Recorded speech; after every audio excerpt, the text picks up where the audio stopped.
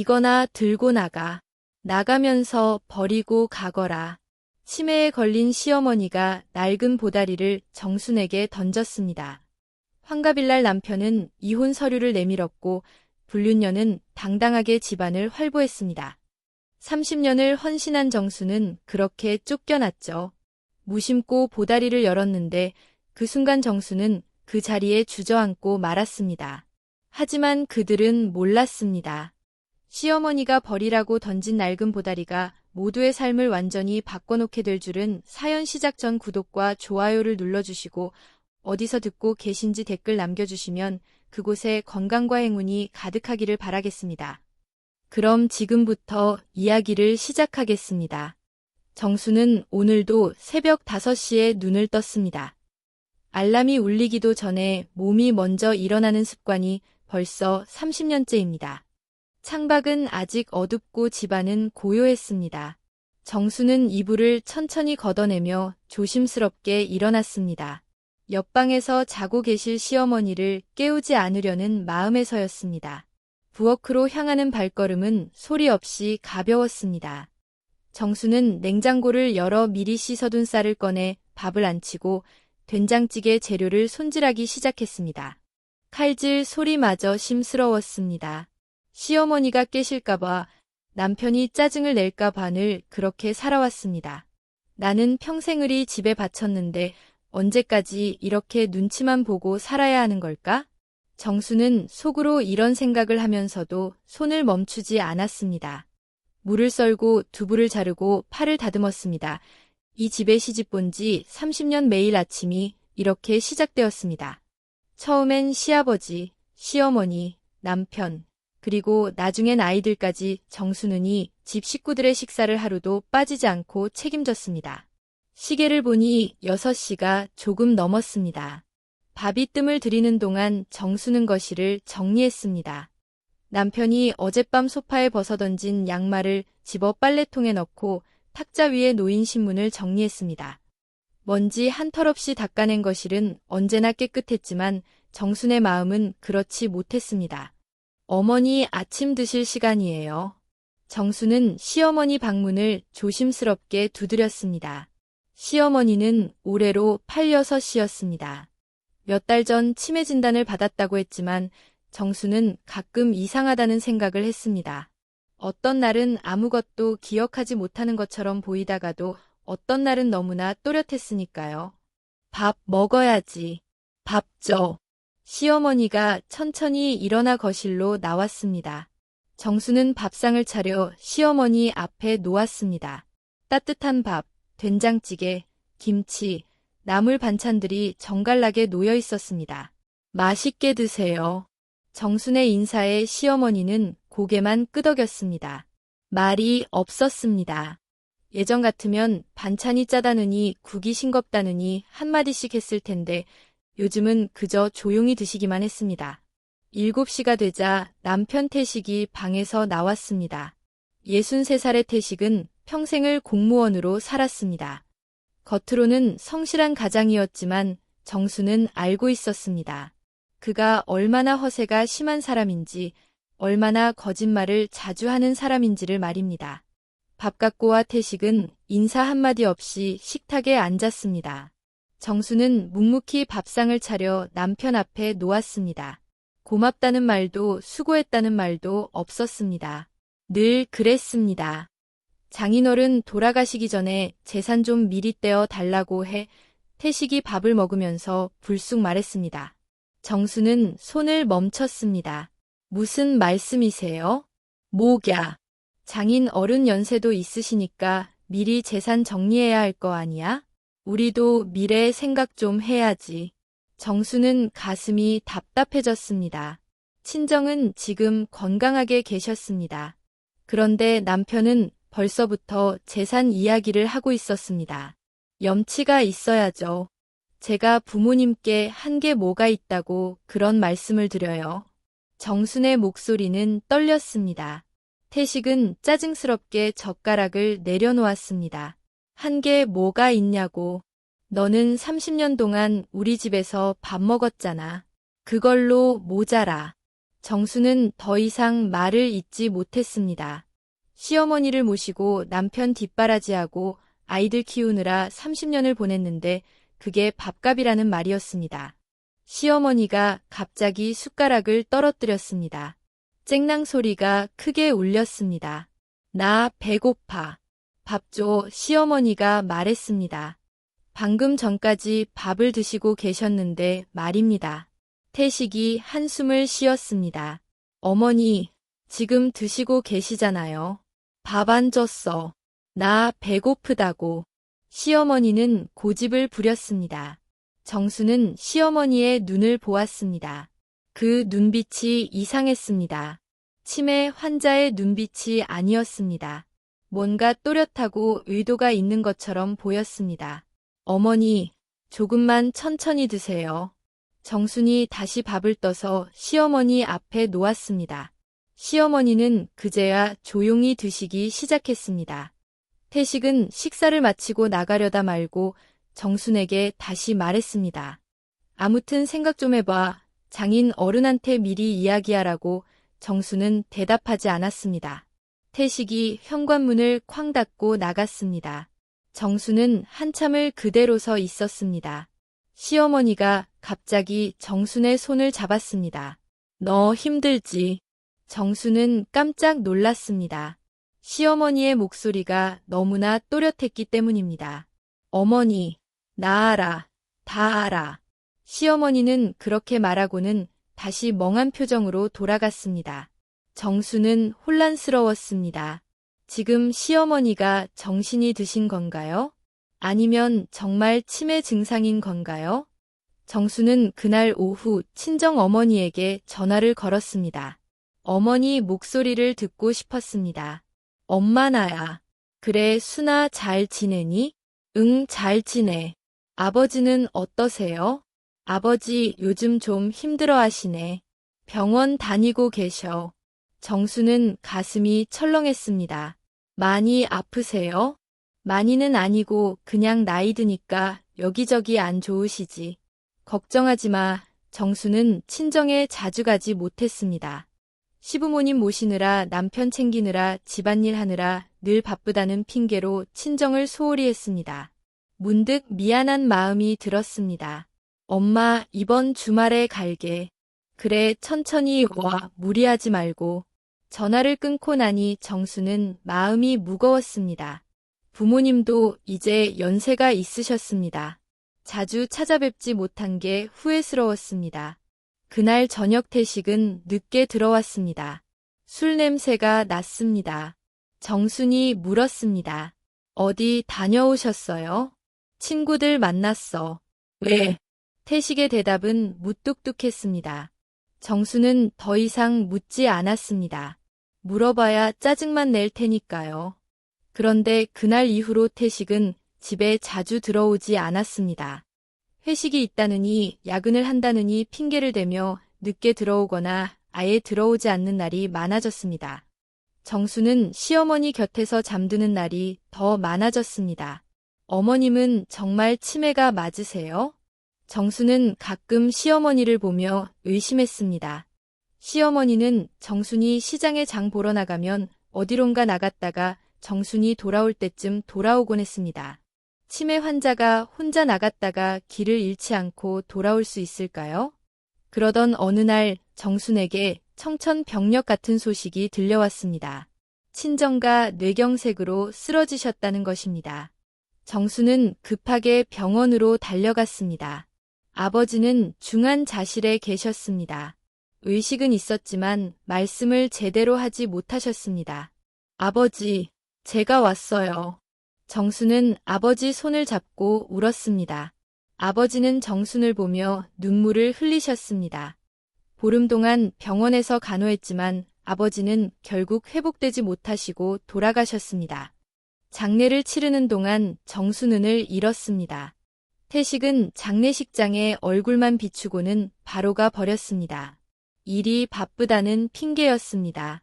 그리고 석 달 후 친정 어머니마저 갑자기 돌아가셨습니다. 아버지를 잃은 슬픔을 이기지 못하고 노안으로 세상을 떠나신 것입니다. 정수는 하늘이 무너지는 것 같았습니다. 부모님 장례를 모두 치르고 정수는 친정집을 정리했습니다. 동생들과 함께 부모님이 남겨주신 재산을 나눴습니다. 유산은 많지 않았습니다. 정수는 동생들에게 대부분 양보했습니다. 동생들이 더 어렵다는 걸 알았으니까요. 집으로 돌아온 날 남편은 정순을 불러앉혔습니다. 그리고 다짜고짜 물었습니다. 유산은 뭐 좀 받아왔어? 정수는 고개를 저었습니다. 동생들이 더 어려워요. 그쪽으로 양보했어요. 순간 태식의 얼굴이 일그러졌습니다. 뭐라고? 유산을 다 동생한테 줬다고. 너 제정신이야? 멍청이가 따로 없네. 부모님 보내드리고 집에 온 아내한테 이게 할 소리예요? 정수는 처음으로 남편에게 목소리를 높였습니다. 태식도 소리를 질렀습니다. 30년을 살면서 한 게 뭐가 있다고 친정 재산을 포기해. 정말 답답한 사람이야. 그날 정순과 태식은 크게 싸웠습니다. 30년 만에 처음 있는 일이었습니다. 태식은 짐을 싸서 집을 나갔습니다. 며칠 동안 돌아오지 않았습니다. 정순은 시어머니를 돌보며 하루하루를 보냈습니다. 시어머니는 정순의 말을 듣고 있는지 없는지 알 수 없었지만 가끔 눈물을 그렁그렁거리며 정순의 팔을 토닥거려 주었습니다. 어머님, 지금은 제 정신이신 거죠? 정순이 물었지만 시어머니는 대답하지 않았습니다. 나 배고파 밥 줘? 그저 그렇게 말할 뿐이었습니다. 태식이 집을 나간 지 일주일이 지났습니다. 정수는 남편에게 연락하지 않았습니다. 연락할 마음도 용기도 없었습니다. 시어머니를 돌보며 하루하루를 보내는 것만으로도 버거웠습니다. 그날은 주말 아침이었습니다.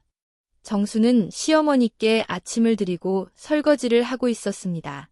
그때 휴대폰이 울렸습니다. 친구 영숙이었습니다. 여보세요. 수가. 정순아, 너 지금 어디야? 영숙의 목소리가 급했습니다. 뭔가 심상치 않았습니다. 집에 있는데 왜 그래? 내 남편 제정신이야. 장인 장모 보낸 지 얼마나 됐다고 다른 여자랑 등산을 왔어. 정수는 손에 들고 있던 그릇을 떨어뜨릴 뻔했습니다. 뭐라고? 내가 지금 북한산인데 내 눈으로 똑똑히 봤어. 젊은 여자랑 손잡고 웃으면서 걷고 있더라고. 정순아, 이거 심각한 것 같아. 정수는 가슴이 철렁 내려앉았습니다. 설마 했던 일이 현실이 된 것입니다. 남편이 외도를 하고 있었던 것입니다. 사진 찍어서 보낼게. 확인해봐. 잠시 후 영숙이 보낸 사진이 도착했습니다. 정수는 떨리는 손으로 사진을 열었습니다. 그곳엔 분명 태식이 있었습니다. 젊은 여자와 다정하게 웃으며 걷고 있었습니다. 여자는 30대 초반으로 보였습니다. 정순의 마음속에서 무언가가 툭 끊어지는 소리가 들렸습니다. 30년 동안 참아왔던 모든 것들이 무너져 내리는 느낌이었습니다. 정순아, 괜찮아? 영숙의 목소리가 들렸지만 정수는 대답할 수 없었습니다. 그저 주저앉아 한참을 울었습니다. 수가, 나 전화 끊을게. 정수는 전화를 끊고 시어머니 방으로 갔습니다. 시어머니는 창밖을 멍이 바라보고 계셨습니다.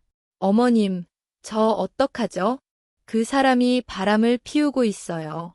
정수는 시어머니 앞에 앉아 하소연했습니다. 시어머니는 정순을 보며 눈물을 그렁그렁 거렸습니다. 그리고 정순의 팔을 토닥거려 주었습니다.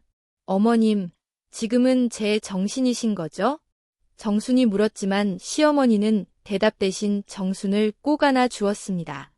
그 순간만큼은 시어머니가 모든 것을 이해하고 있다는 느낌이 들었습니다. 나 배고파 밥 줘. 하지만 곧 시어머니는 다시 치매 환자처럼 말했습니다. 정수는 혼란스러웠습니다. 일주일이 지난 어느 저녁이었습니다. 태식이 집으로 돌아왔습니다.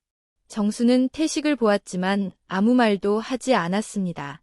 태식도 마찬가지였습니다. 둘은 얼굴도 마주치지 않고 각자 방으로 들어갔습니다. 다음 날은 정순의 61번째 생일이었습니다. 정순은 생일이라는 것조차 잊고 살았습니다. 그런데 아침 일찍 아들과 며느리가 본가로 들어왔습니다. 엄마 생일 축하드려요. 며느리가 간단히 미역국을 끓였습니다. 아들도 함께 식탁에 앉았습니다. 정수는 고마웠습니다. 그래도 이렇게 챙겨주는구나 싶었습니다. 고맙다 얘들아. 내 식구가 식탁에 앉았습니다. 태식도 함께였습니다.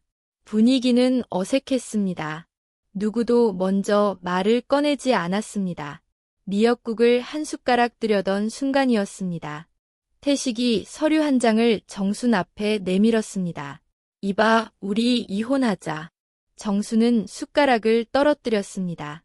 아들과 며느리도 놀란 표정이었습니다. 갑자기 뜬금없이 무슨 말씀이세요? 정순은 떨리는 목소리로 물었습니다. 당신이랑은 답답해서 더 이상 같이 못 살겠어. 당신 때문에 집에 들어오고 싶지도 않아. 지금 서류에 도장 찍고이 집에서도 당장 나가. 태식의 목소리는 차갑고 단호했습니다.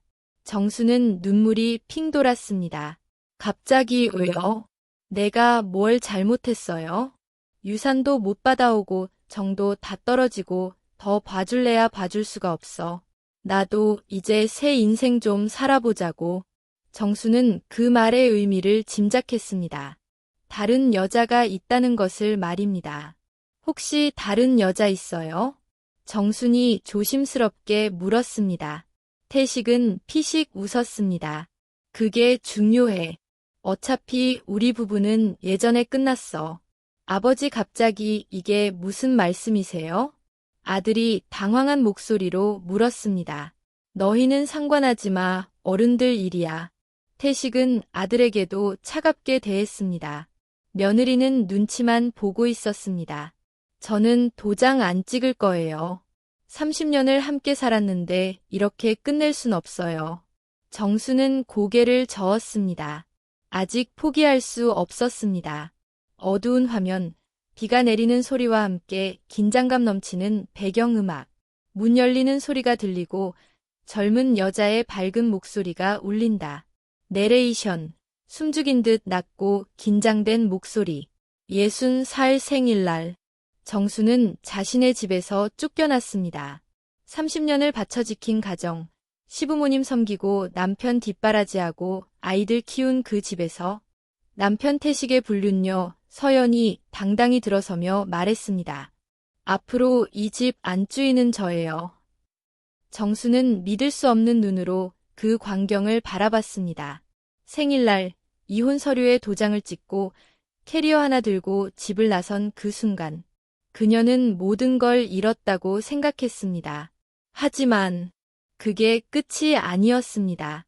진짜 반전은 이제부터 시작됩니다. 화면 서서히 밝아지며 감정적인 피아노 멜로디. 태식의 얼굴이 잔뜩 일그러졌습니다. 뭐 안 찍는다고? 정수는 처음으로 목소리를 높였습니다. 당신이 바람 피운 거잖아요. 내가 뭘 잘못했다고 그래요? 30년 동안 시부모님 모시고 당신 뒷바라지하고 아이들 키웠는데 그게 잘못인가요? 태식은 코웃음을 쳤습니다. 그게 잘못이 아니라 당연한 거지. 며느리가 해야 할 일 아니야? 그럼 남편은 뭘 했어요? 집에도 안 들어오고 어머니 한 번 안 돌봤잖아요. 닥쳐. 내가 돈 벌어온 거 몰라? 태식이 고함을 질렀습니다. 그 찰나 현관문이 스르륵 열렸습니다. 여보, 나왔어요. 젊은 여자의 밝고 경쾌한 목소리. 정순이 고개를 돌리는 순간 심장이 멎는 듯했습니다. 사진에서 봤던 그 여자. 화려한 옷차림의 30대 초반 서연이었습니다. 서연아, 왜 이렇게 일찍 왔어? 태식이 당황하며 물었습니다. 오늘 이혼 서류 받는다고 했잖아요. 그래서 빨리 왔죠. 서연은 거침없이 거실로 들어서며 정순을 힐끗 보더니 싱긋 웃었습니다. 아, 안녕하세요. 저 서연이에요. 앞으로 이 집 안주인이 될 사람이에요. 정수는 귀를 의심했습니다. 생일날 자신의 집에 남편의 불륜녀가 떳떳하게 들어와 주인 행세를 하다니. 뭐라고요? 안주인, 정순의 목소리가 떨렸습니다. 네, 태식 씨랑 재혼할 거예요. 아줌마는 이혼하면 나가실 거잖아요. 서연은 집안을 둘러보며 덧붙였습니다. 여기 생각보다 괜찮네요. 더 넓은 데로 이사 갈까요? 여보? 그 말에 시어머니 방문이 쾅소리와 함께 열렸습니다. 누가 감히 내 집에 들어와. 시어머니가 분노로 부들부들 떨며 나오셨습니다. 현관에 놓인 빗자루를 집어 서연에게 던지셨습니다. 가정 있는 남자 홀린 나쁜 년. 당장 나가. 소쿠리까지 날아갔습니다. 서연은 기겁하며 피했습니다. 어머니, 진정하세요. 태식이 어머니를 막으며 서연을 감쌌습니다. 괜찮아. 어머니 치매 있으셔서 그래. 걱정 마. 치매요. 그럼 요양원 보내야 하는 거 아니에요? 서연의 말에 정순의 분노가 폭발했습니다. 당신이 무슨 권리로 어머님을 요양원에 보낸다고 해요? 전 이 집 며느리가 될 사람인데요. 당연히 의견 낼 수 있죠. 서연은 뻔뻔했습니다. 정수는 더는 못 참았습니다. 나가요. 당장 내 집에서 나가. 서연은 비웃었습니다. 곧 제 집이 될 텐데요. 태식 씨 명의니까. 그 말에 정수는 가슴이 무너졌습니다. 맞는 말이었으니까요. 아들이 엄마를 말렸습니다. 엄마, 진정하세요. 너도 저 여자 편이야? 아들과 며느리는 아버지 눈치만 봤습니다. 시어머니가 다시 소리쳤습니다. 당장 나가. 내 며느리는 정순이야. 너 같은 년 필요 없어. 태식은 어머니를 강제로 방에 밀어넣고 문을 잠갔습니다.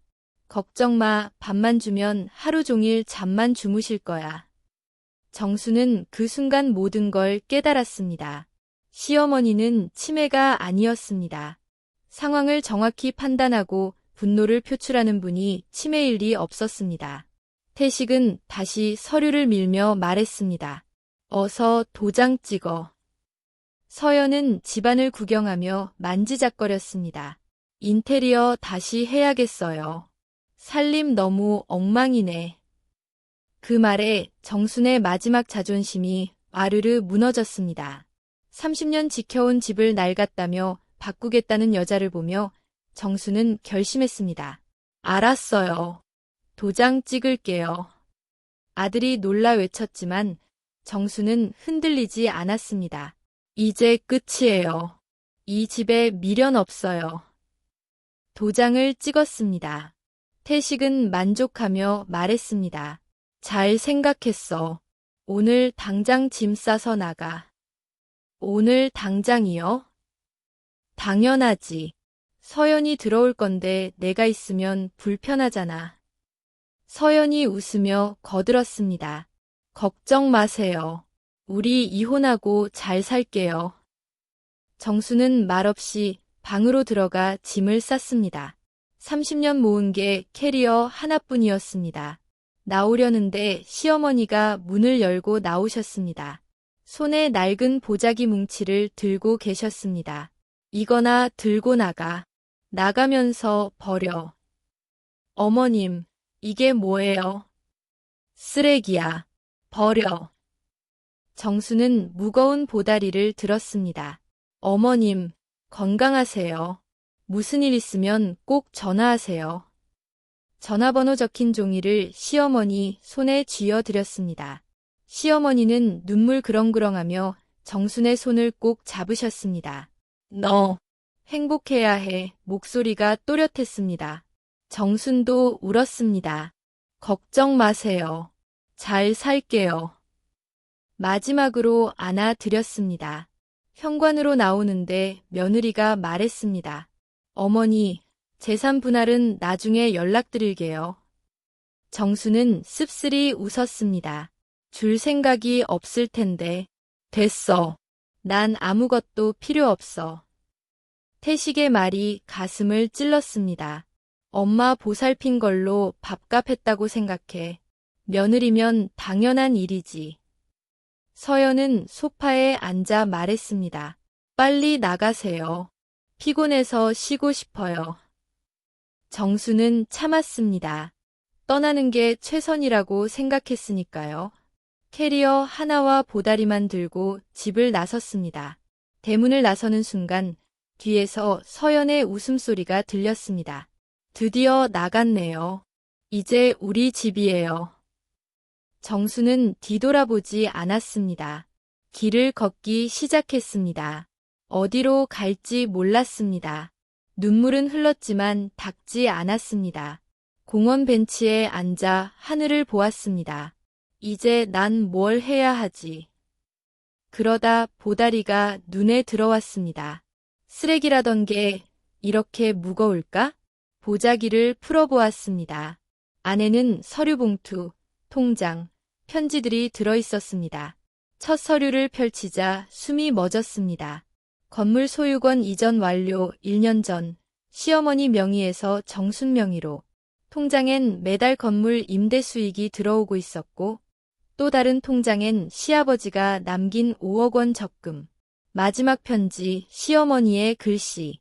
정순아, 내 아들이 너를 버릴 날 오래전부터 알았다. 내 재산은 모두 내게 준다. 내가 죽은 뒤 저놈들이 너를 괴롭힐 테니 이 편지 보는 순간 뒤돌아보지 말고 새 삶을 살아라. 절대 빼앗기지 마라. 정수는 그 자리에서 주저앉아 통곡했습니다. 환갑의 나이에 어린아이처럼 울었습니다. 시어머니는 모든 걸 알고 계셨습니다. 아들의 배신, 불륜녀의 등장, 손자들의 탐욕, 그리고 정순의 헌신까지. 어머님, 감사합니다. 정수는 하늘을 올려다보며 속삭였습니다. 마음이 진정된 후 친구 영숙에게 전화했습니다. 수가, 오늘 너네 집에서 하루만 재워줄 수 있어? 당장 따뜻한 밥 해 놓을게. 택시 안에서 정수는 생각했습니다. 쫓겨난 게 아니라 해방된 거라고. 영숙의 집에 도착해 샤워하고 나오니 미역국이 놓여 있었습니다. 생일을 기억해준 친구. 미역국 한 숟가락 뜨는 순간 눈물이 쏟아졌습니다.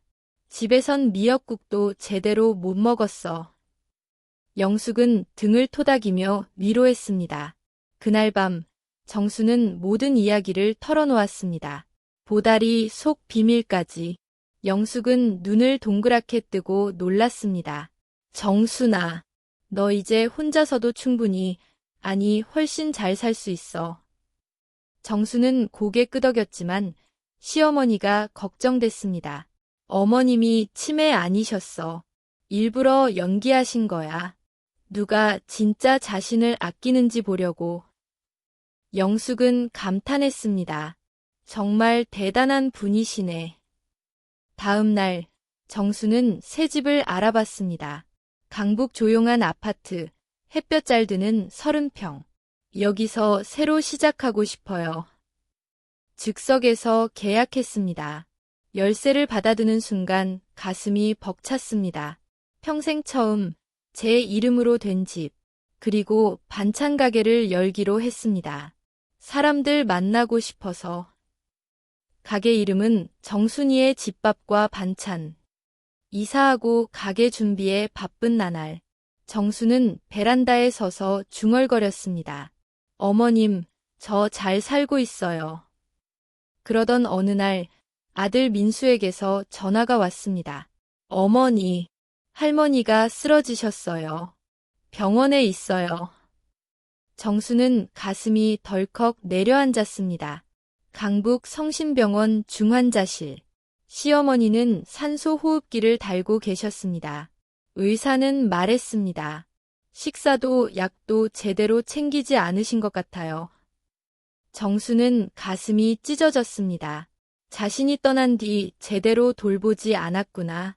유리창 너머로 시어머니가 눈을 뜨시더니 입을 움직이셨습니다. 잘 살아라. 정순은 울며 고개 끄덕였습니다. 태식은 정순을 보고 비웃었습니다. 왜 왔어? 이제 남인데. 30년 모신 어머니인데 어떻게 안 와요? 법적으로 남이야. 정순은 눈물 흘리며 병원을 나왔습니다. 며칠 뒤 밤늦게 간호사로부터 전화. 환자분이 계속 정순 씨를 찾으세요. 정순은 새벽에 병원으로 달려갔습니다. 시어머니 지갑에 정순이 쥐어들인 전화번호 종이가 소중히 보관되어 있었습니다. 정순아, 우리 며느리. 시어머니는 어린아이처럼 울며 정순을 찾으셨습니다. 정순은 죽을 떠먹여들이며 곁을 지켰습니다. 그날 태식과 서연이 왔을 때 시어머니는 서연을 보자마자 소리쳤습니다. 나쁜 년. 밥도 안 주고 빨리 죽으라고 했잖아. 서연은 당황하며 부인했지만 시어머니는 또렷이 기억했습니다. 늙은이가 언제까지 살려고 밥 처먹냐고, 빨리 죽어야 재산 챙기지 않냐고. 정수는 충격에 빠졌습니다. 서연이 어머님을 학대했구나. 간호사는 말했습니다. 정순 씨 오시면 안정되시는데 가족분 오시면 흥분하세요. 그 후 정수는 매일 가게 끝나고 병원으로 갔습니다. 또다시 서연이 어머니를 협박하는 현장을 목격하고 정수는 단호히 맞섰습니다. 불륜으로 가정 파괴한 사람이 뭘 잘했다고 그래요? 태식은 정순을 밀며 쫓아냈지만 시어머니가 내 며느리 손대지 마 하며 일어나려다 넘어질 뻔했습니다. 변호사가 찾아왔습니다. 시어머니가 치매 진단 전 작성한 유언장. 모든 재산을 정순에게 증여. 태식에게는 유류분 외 아무것도 없음. 시어머니는 마지막 순간 정순의 손을 잡고 말씀하셨습니다. 정순아, 고마웠어. 잘 살아. 행복하게 살아. 정순은 울며 약속했습니다. 네, 꼭 행복하게 살게요. 시어머니가 돌아가신 뒤 장례식장. 태식과 서연은 상주 행세를 했지만 정순은 구석에서 조용히 지켰습니다. 태식은 정순을 쫓아내려 했지만 정순은 끝까지 어머니 곁을 지켰습니다. 유언장 공개날. 태식과 서연은 충격에 빠졌습니다. 모든 재산이 정순에게. 태식은 치매였어요. 무효. 라 소리쳤지만 유언장은 치매 진단 이달 전 작성된 완벽한 것이었습니다. 태식은 소송을 걸었으나 주치의 증언과 증거 앞에 완패. 법정 밖에서 무릎 꿇고 애원했지만 정수는 단호했습니다. 어머님 뜻 지킬 거예요. 그 후 정수는 건물을 잘 관리하고 임대료 일부를 치매 노인과 요양 사각지대에 기부했습니다. 반찬 가게는 번창했고 동네 어르신들을 위한 벤치도 놓았습니다. 어느 가을날 수척해진 태식을 마주쳤습니다. 여보, 내가 잘못했어. 이제야 내 소중함을 알았어. 늦었어요. 각자 길 가요. 정수는 봉안당에서 어머니께 말씀드렸습니다. 어머님, 저 이제 정말 행복해요. 어머님이 주신 사랑으로 제 이름으로 살고 있어요. 감동적인 음악 고조, 정순의 밝은 미소 클로즈업, 내레이션, 따뜻하고 힘있는 목소리, 환갑에 이혼당하고 쫓겨난 정순. 그녀는 버림받은 게 아니라 자유를 얻었습니다.